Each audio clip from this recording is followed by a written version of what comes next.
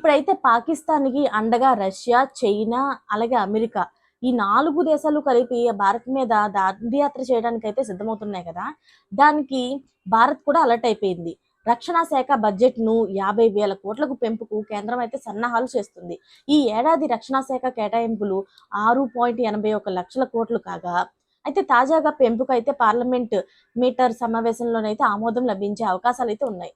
దీంతో డిఫెన్స్‌కు కేటాయించిన నిధులు 7 లక్షల కోట్ల రూపాయల మార్కును దాటనున్నట్లు సమాచారం.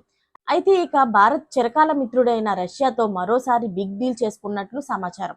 పాక్ దాడుల్ని తిప్పికొట్టిన S-400 కంటే శక్తివంతమైన S-500 గగనాలపైన రక్షణ వ్యవస్థను రష్యా నుంచి భారత్ కొనుగోలు చేయాలని భావిస్తుంది.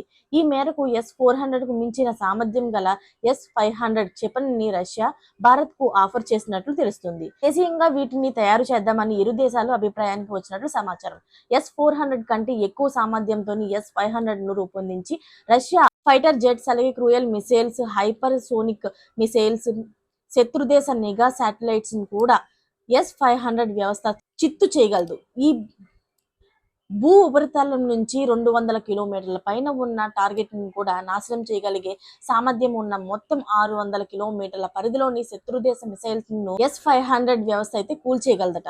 అయితే ఇలాంటిది మనం కొనుగోలు చేస్తే కనుక పాకిస్తాన్‌కి తోడు ఎంతమంది వచ్చినా సరే గెలిచే అవకాశాలు అయితే ఎక్కువ ఉన్నాయని తెలుస్తుంది. మరిన్ని లేటెస్ట్ అప్డేట్స్ కోసం ఛానల్‌ని సబ్స్క్రైబ్ చేసుకోండి. Thanks for watching friends.